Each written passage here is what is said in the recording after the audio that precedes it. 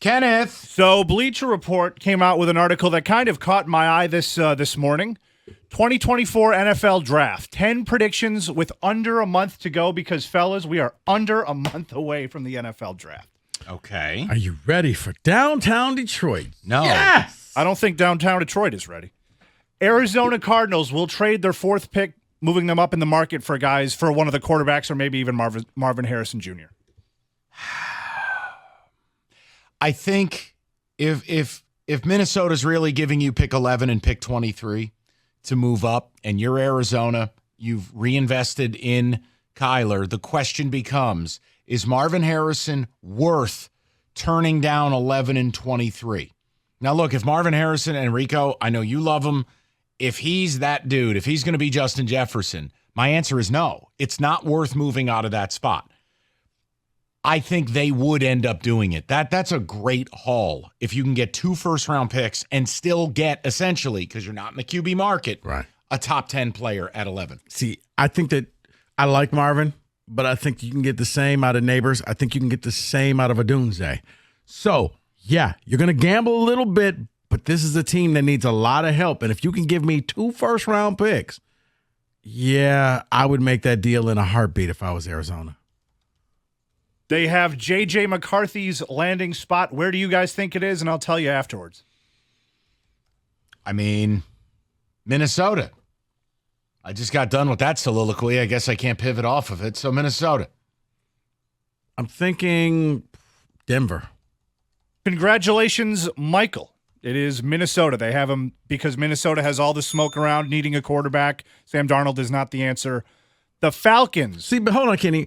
The thing that bothers me is because, think about this, Mike. Mm-hmm. In the history of draft, when there's a lot of smoke around a player going to a team, it never happens. That's fair. It's always like, whoa, didn't see that coming.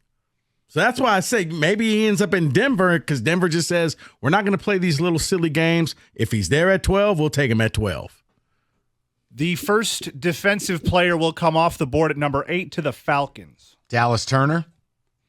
That's pretty much the consensus. Dallas Sounds Turner. right. I mean, you're talking possibly 4 quarterbacks in the top 8, 2 wide receivers with Harrison and Neighbors, maybe 3 if it's Harrison, Neighbors, and Odunze. Joe Alt from Notre Dame. Yeah, I can go with Dallas Turner at 8. It's Jared Verse, Dallas Turner, Quinion Mitchell, and Terrion Arnold is who they have coming out as those 4 picks. Amazing, too, by the way, that Jared Verse you've seen everywhere from 8 to 30th. Huge variance there. The Chicago Bears will trade down from pick number 9.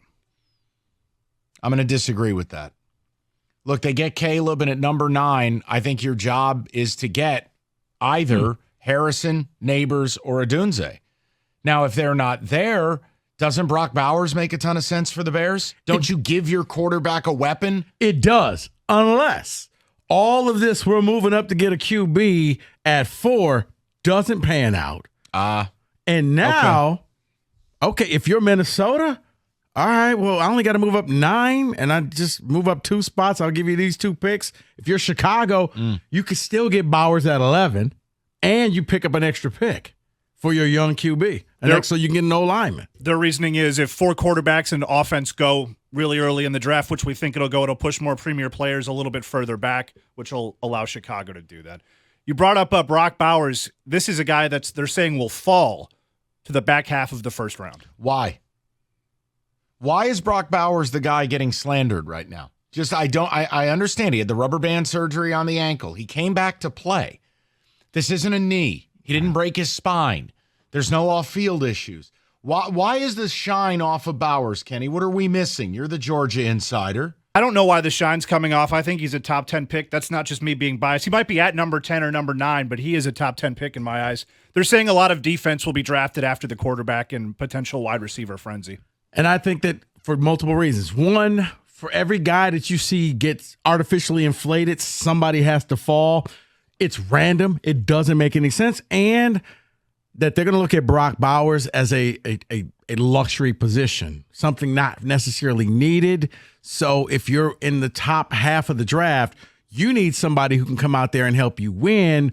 Whereas if you get that tight end / receiver, this is how good teams stay good teams, because he's going to slide all the way down there, and now he's going to end up with a good team. And I'm like, well, geez, how did the Chiefs end up with him to replace Kelsey? Well, that's how.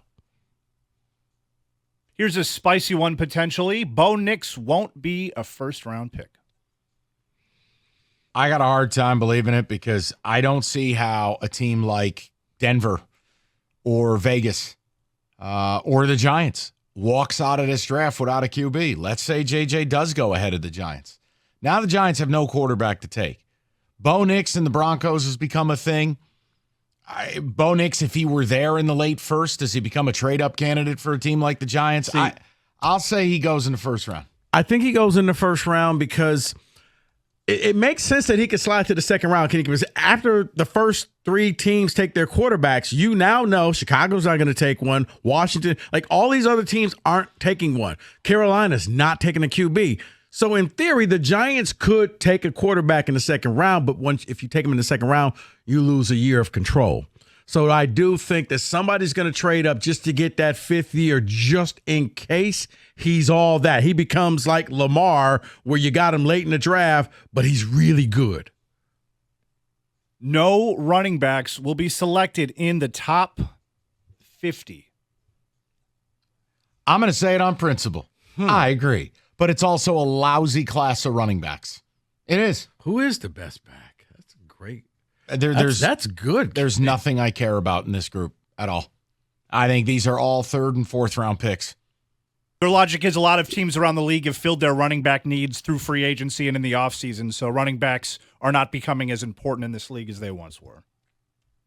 I'm going to say, yeah, there's not that guy. There's no Bijan out there. There's no Jahmyr Gibbs.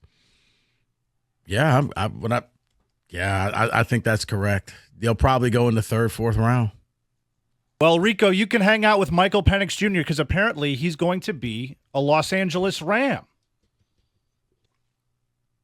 Oh, what, replacing Stafford? Yes. Backing up Stafford? An understudy. See, I don't see that one. If you're drafting him, you got to draft him to play, Kenny. He's old. I don't think that you could do the draft and stash if you're the Rams, because it's not like Stafford's telling you, I only have 1 year left and then I'm retiring. I think Stafford thinks he's probably got another 3-4 years left. That would be like the Lions taking a quarterback behind Jared Goff, and no team would do that, right? It says here Stafford is 36 and has some serious injuries on his own resume, and Garoppolo has proved that his best role is a backup. So you'd be essentially drafting him to replace Garoppolo and probably Stafford. See, with the Raiders, with the Vikings, and with Denver, I think he ends up with one of those three teams. The Rams. What about the Giants? Come on, man. No, Give me some you're hope. right. No, you're right. Or the Giants. So there's four teams right there that I could see him going to. Going to the Rams would just be a waste for the Rams. I mean, I'd be happy because that means you wasted a first-round pick. And the last one here is wide receiver class will tie the first-round record. What is it, 8 or 7? I think it's 7. 7 is the record. I'll say yes. It's a loaded crop. It's a premier position now. It's become a passing league. I'll say yes.